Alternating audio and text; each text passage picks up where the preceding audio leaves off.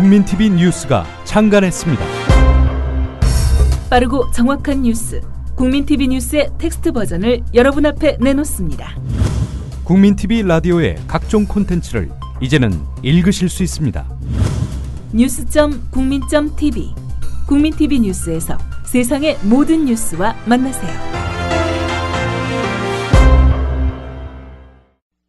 예, 계속해서 오늘의 조간신문 주요 뉴스를 정리해봅니다. 김용민 PD. 네, 안녕하십니까. 네.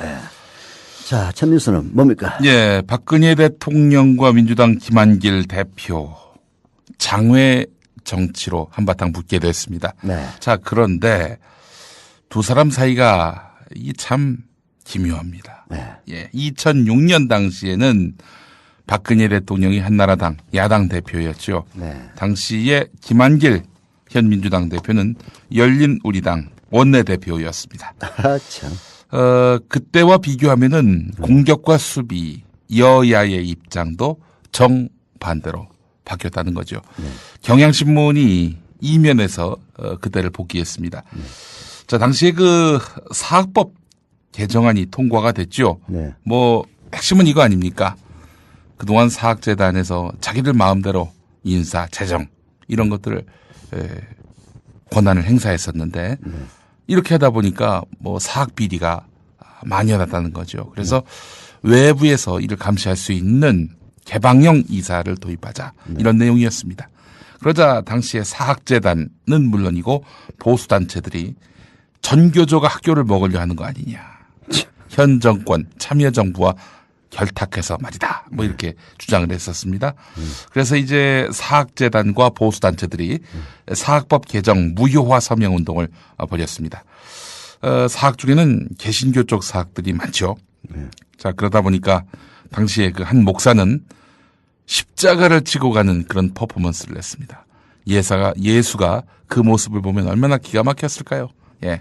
근데 그 십자가가 무거우니까 십자가에다 바퀴를 달고. 아니. 미친놈. 예수가 십자가를 지실 때. 바퀴를 달았어요. 바퀴를 달았어요. 그 미친놈 누구예요? 예? 아이, 그 얘기하면 명예훼손이긴 한데. 그래요? 순복음 계열입니다. 예. 자, 하여간 그때 박근혜 대표도, 새해 예산 처리를 무려 53일 동안 거부한 채 거리 투쟁을 이어갔습니다.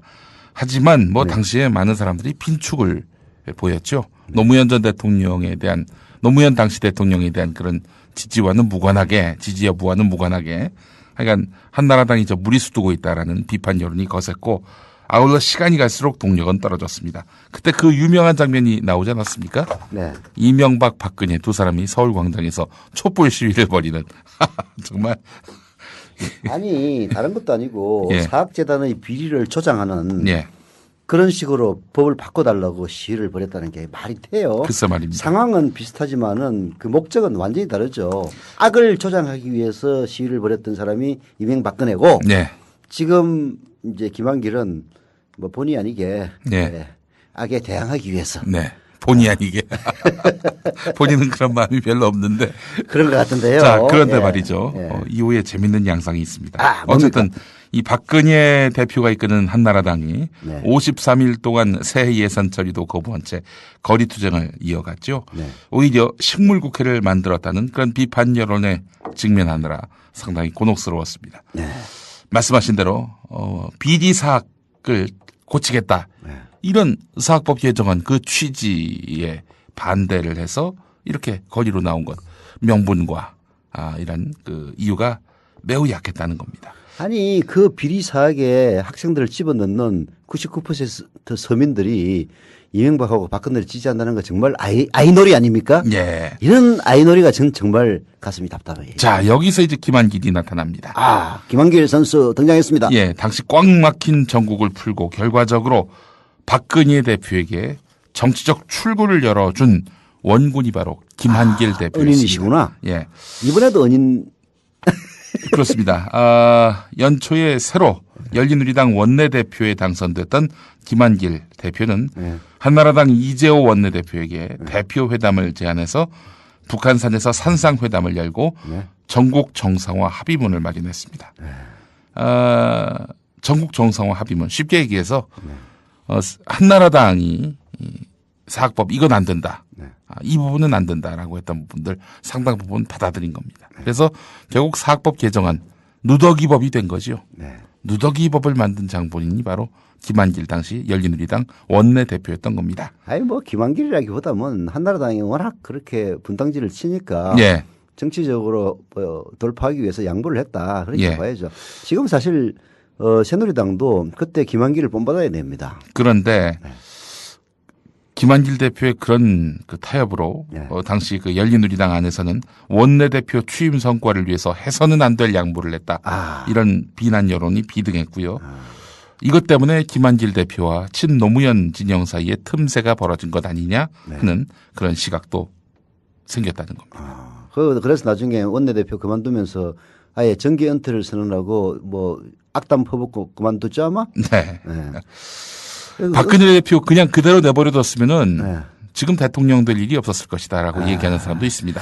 이번에 그럼 박근혜 대통령이 김한길 대표 크게 한번 봐줘야 되겠네. 아니죠. 인간이 뭐 은혜를 갚을 줄 알아야지. 지금 김한길 대표가 장외투쟁을 선언했지만은 네. 어느 순간 가서 또 타협해가지고 박근혜 대통령에게 또 퇴로를 열어줄 가능성이 있지 않겠는가. 출구를 마련해 줄 가능성이 있는 거 예단하지 아닌가. 마세요. 뭐 그런 시각도 있는 게 사실입니다. 아니 뭐 제 생각이 그렇다는 것이 아니라 그런 시각도 있다. 그런 시각이 있다는 겁니다. 예. 하여간 김한길 대표 뭐 선명한 야당성을 이제 회복하겠다라고 공언한 만큼 네. 얼마만큼의 그 실효성 있는 그런 결실을 거두게 될지 주목됩니다. 야당을 이게 북돋아 줘야 됩니다. 예. 비웃으면 안 돼요. 경향신문 일면 사진을 보니까 저 기가 막혔습니다. 뭡니까? 현오석 경제부총리가요. 네. 이 새만금에서 투자를 받은 한 기업인을 등에 업었습니다. 왜 업었냐? 뭐 투자를 받아와서 기특해서 그런 것도 있겠죠. 네. 그런데 무엇보다도 박근혜 대통령이 지난 11일에 무역투자진흥회의에서 투자하는 분들은 업고 다녀야 한다. 이렇게 말해가지고 업었다고 합니다. 아니 들어야 할 말은 안 듣고 안 들어도 될 말 네. 주로 아부형 네. 그런 것만 듣고 있네요. 예. 해노석이 안 그래도 평이 안 좋더만 진짜 참 수준이 이하구만. 예전에 그 코미디 프로그램 중에 그런 내용이 있어서 아직도 기억이 나는데 네. 아주 귀한 그 외동아들이 있었습니다. 네. 그 아들이 학교 가서 노래를 하나 배워왔어요. 네. 엄마야 누나야 강변 살자. 네. 그래서 그 집이 강변으로 이사를 갔다는 그런 코미디가 있었습니다. 네, 코미디네요. 예. 이런 코미디의 주인공이 해노석이가 됐구만. 네, 그렇습니다. 이런 또 사진을 일면에 싣는 신문은 많은 신문이에요. 경향신문인데 요즘 경향신문이 일면에 싣는 사진들이 좀 이상해요. 어제는 또 박근혜 대통령 예. 휴가 간 사진 이런 걸 싣고 말이죠.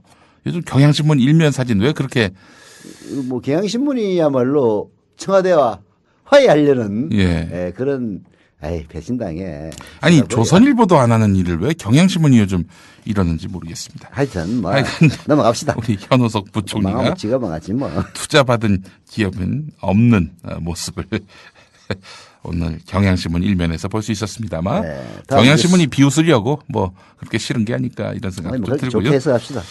자, 동아일보 일면 기사를 보겠습니다. 동아일보가 오늘은 아주 재계의 대변인 역할을 톡톡히 하고 있습니다.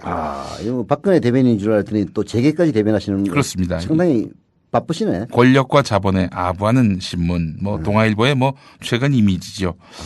자, 법무부가 최근에 입법 예고한 것이 있습니다. 바로 상법 개정안인데요. 네. 이게 만약에 실제로 법으로 만들어진다면은 현대자동차, SK, LG, GS, 두산그룹 등이 핵심 계열사의 경영권을 유지하는데 골단을 겪을 것이라는 분석이 나왔다는 겁니다. 네. 그 분석을 이제 본인들이 한 거죠. 동아일보가. 자, 법무부는 개정안에서 감사위원회 독립성 확보를 위해서 감사위원이 될 이사를 다른 이사와 분리 선출하도록 했습니다. 대주주가 아무리 많은 지분을 갖고 있어도 감사위원이 될 이사를 뽑을 때에는 의결권을 3%까지만 인정하기로 한 것입니다. 네. 자, 이 뭐 기업의 투명성 확보를 위해서는 너무나 당연한 조치 아닙니까? 그렇죠. 감사라는 게 원래 감시하는 거 아니에요. 그죠? 그렇죠. 네. 근데 감사를 선임하는 데 있어서 그 지분 갖고 있는 사람, 대주주 이런 사람들이 3%의 의결권만 행사할 수 있도록 한다. 이게 진정한 그 감사 제도의 정착을 위한 이것도 일종의 경제민주화 법안이라 할 수 있을 텐데 말이죠. 네. 자, 근데 동아일보는 이러면은 계열사 경영권이 타격을 입게 된다라면서 이래선 안 된다. 뭐 심지어는 말이죠.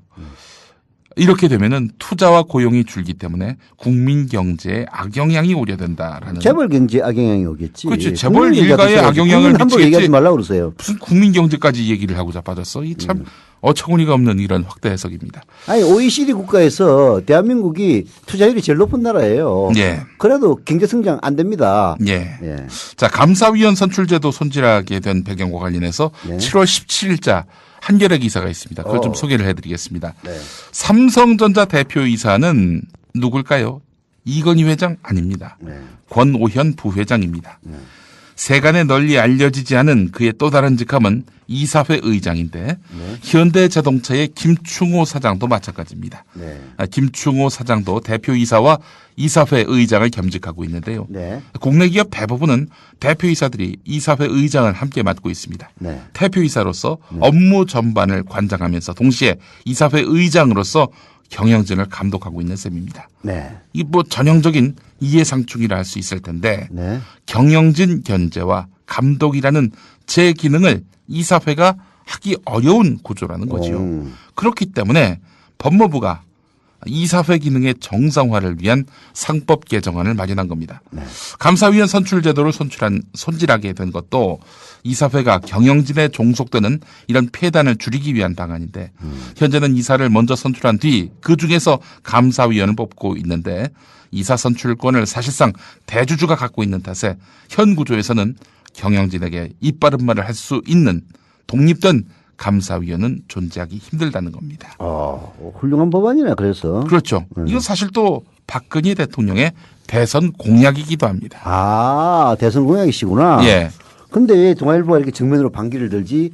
박근혜보다도 재벌이 더 무서운 모양이죠? 그렇죠. 아, 그렇구나. 투명한 지배 구조를 만들기 위해 지분을 지주회사 체제로 단일화라는 정부 정책에 따른 결과 더 큰 위협에 노출하게 됐다. 뭐 이런 지주회사 관계자들의 말이 나오는데 니나 잘하세요. 예.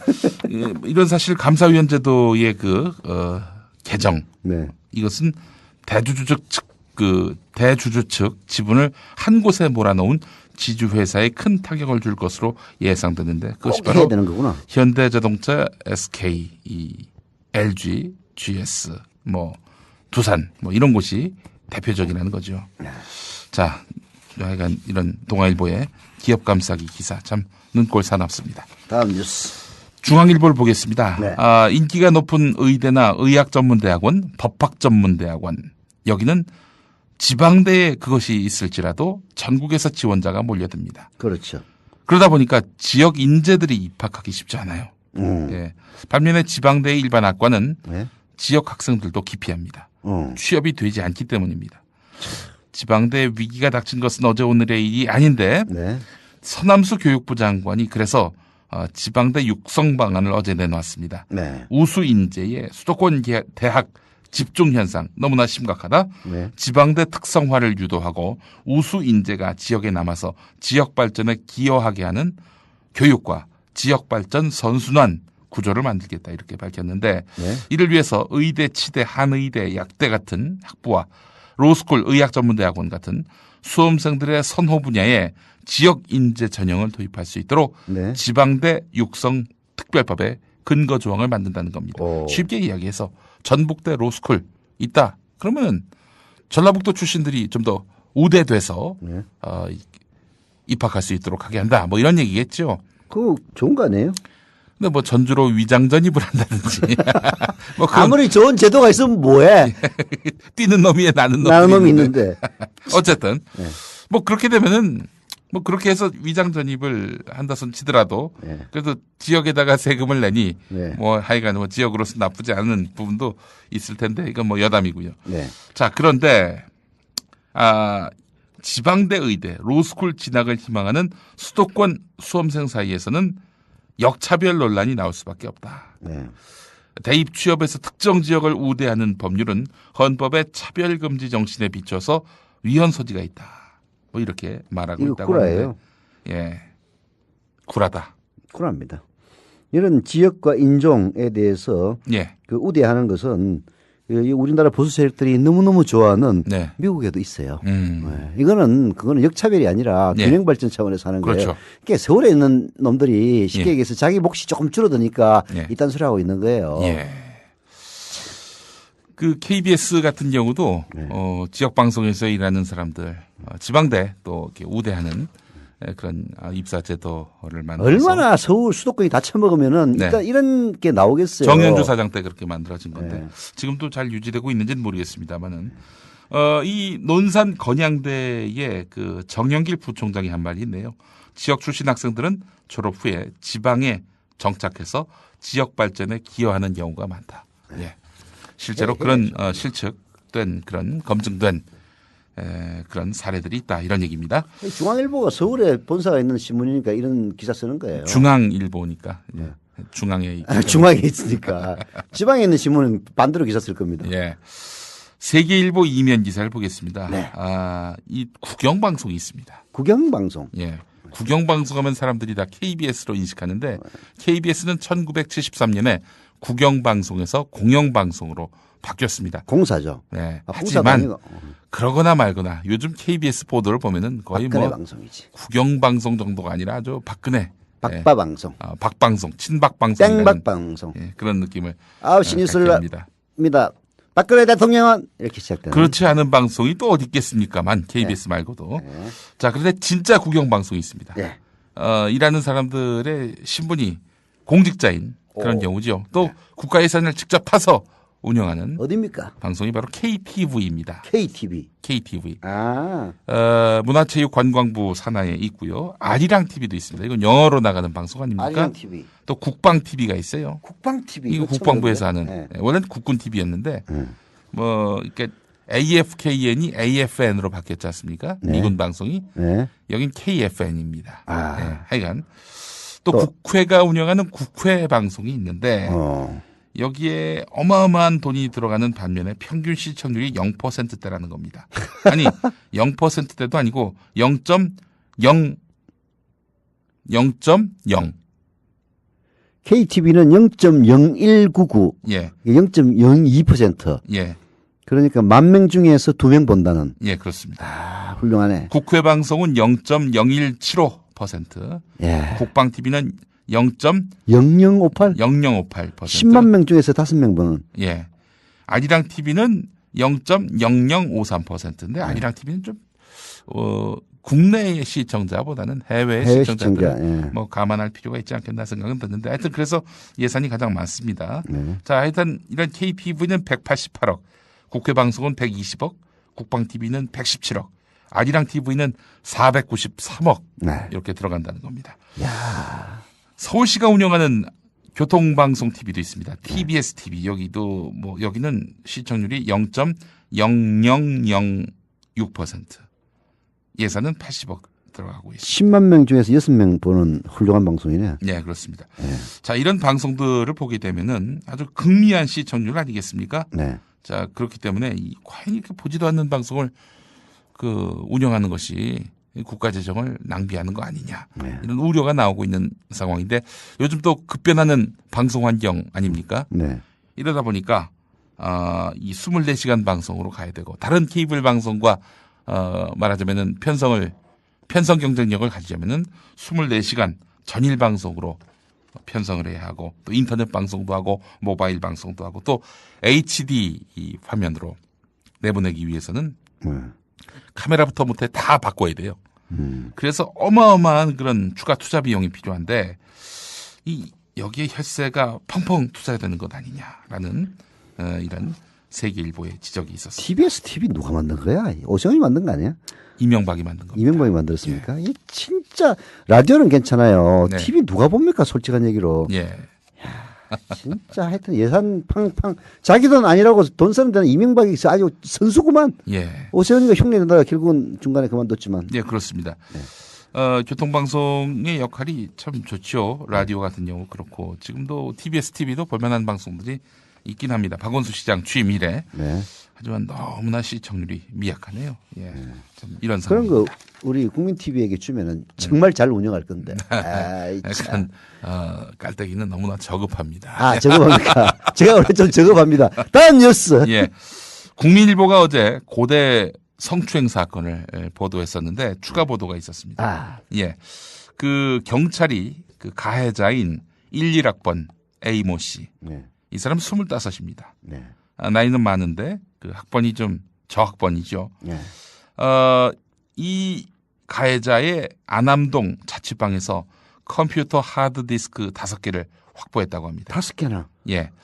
그래서 이 피해자들을 상대로 해서 촬영을 한 것으로 알려지지 않았습니까? 네. 성추행 몰래카메라, 아. 이 동영상. 이런 것들을 이제 들춰봤더니, 네. 상당히 네. 피해 수위가 높은 것으로 파악된다라는 고려대의 입장 발표가 있었습니다. 아, 이거 완전히 그냥 그 하드코어 수준의 모양이네. 예. 오. 자, 이거 어떻게 그러면 이 자료를 확보했느냐? 예. 이것도 관심인데, 네. 가해자의 지인이 말이죠. 네. 그 가해자 방에서 네. 이 CD를 발견해서 보았다고 합니다. 아. 너무 심각한 거예요. 그래서 학교 측에다가 이렇게 신고했다는 겁니다. 아, 친구가 보고 신고했구만. 예. 네. 뭐 친구라고 구체적으로 나오진 않았지만은 지인이라는 게 뭐 지인이라고도 있습니다. 아는 사람이란 뜻 아닙니까? 네, 그렇습니다. 네. 자, 그래서 이제 고려대 측이 이 자체 조사를 벌여가지고 상황이 매우 심각하다라는 것들을 이렇게 파악을 했는데 이런 거였습니다. 이 가해자가 여학생과 단둘이 있는 자리를 마련한 다음 휴대전화 카메라로 추행 장면, 치마 속 가슴 부위를 촬영해서 컴퓨터 하드디스크에 보관해 왔다는 겁니다. 네. 고려대 측은 피해자들이 이 A모 씨가 자신의 특정 신체 부위를 촬영하고 있다는 걸 전혀 눈치채지 못했다. 이렇게 밝혔다고 합니다. 네. 자, 이런 보도가 오늘 국민일보 7면에 실렸고요. 전두환 관련한 기사가 2가지가 있습니다. 있습니까? 또? 예. 네. 이창석, 이순자 동생이죠. 네. 전두환 처남이고요. 이게 저기 이거 돈을 갖다 빼돌리는 연결고리로 알려져 있는 사람입니다. 예, 비자금 곳간지기로 통하는 인물입니다. 이 사람 통장을 검찰이 200여 개 압수를 해서 전두환 비자금 25년의 역사를 추적하고 있다고 합니다. 아, 은행 거래 정리 파일을 확보했다고 하는데요. 네. 대여 금고에서 금송아지도 나왔다고 하는데. 하하하, 예. 진짜 금송아지가 있었네. 예, 그렇습니다. 예. 지금 전두환 씨 집에서 압류한 물품 1억 3천만 원 어치도 지금 감정 중에 있다고 하네요. 야, 금송아지. 네. 자, 깨네, 그리고 진짜. 예. 중앙일보 일면을 보니까 전재용 씨, 그러니까 박상아 씨 남편이면서 둘째 아들이죠. 네. 전두환의. 예. 전두환 씨의 둘째 아들 전재용 씨가 미국의 유령 회사에 20만 달러를 송금한 그런 사실도 의혹도 지금 검찰이 조사하고 있다고 합니다. 확인했다는데요, 20만 달러? 비자금을 숨겨뒀다는 네. 의혹을 조사하고 있다는 내용인데, 네.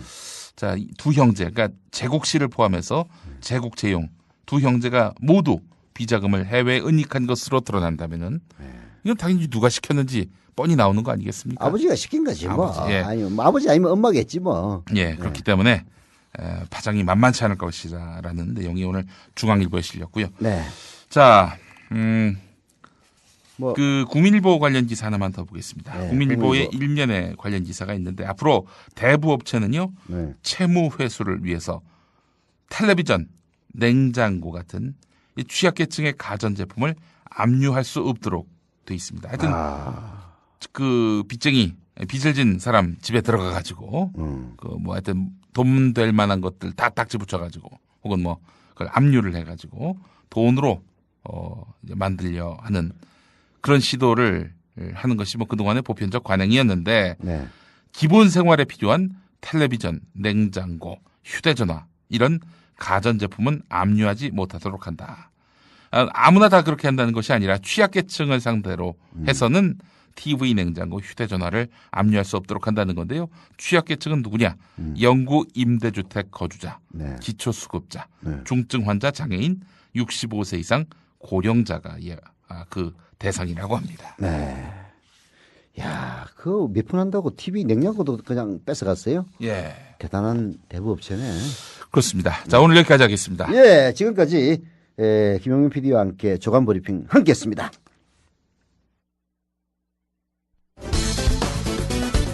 제목 덮어씌우기. 정청래 민주당 의원의 7월 24일 국정조사에서의 발언. 한국일보를 비롯해서 문재인 후보가 박근혜 후보를 이기고 있다라는 첫 번째 여론조사가 발표되었고, 조중동을 비롯한 보수 언론도 0.몇% 차이로 초박빙으로 문재인이 대통령이 될지도 모르겠다는 그런 보도가 쏟아진 날입니다.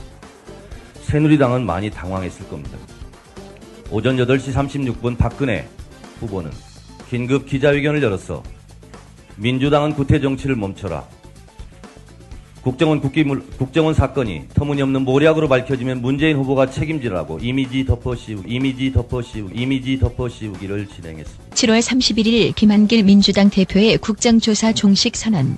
국기문란 사건의 죽음들을 조건부라는 말로 보호하면서 야당을 기만하고 있습니다. 심지어 이런 위중한 상황에서도 여름 휴가를 운운하며 국정조사를 모면하려는 여당의 행태는 국민과 국회를 모욕하는 것입니다. 이에 대한 새누리당 반응.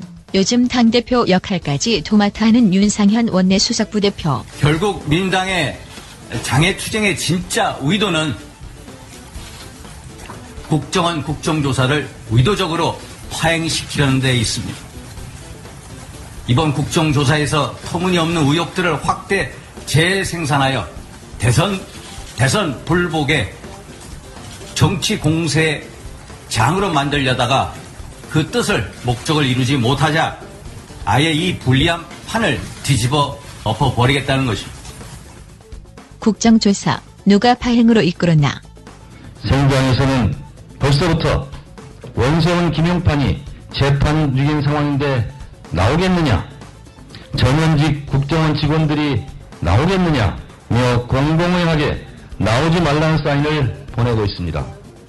국민들의 성원에 의해서 어렵게 합의된 여야 국조특위가 잘 굴러갈 수 있도록 참을 수 있는 인내의 한계를 극복하며 기다리고 참고 설득하고 달래고 붙잡으러 다니고 여러 가지 것들을 다 했습니다.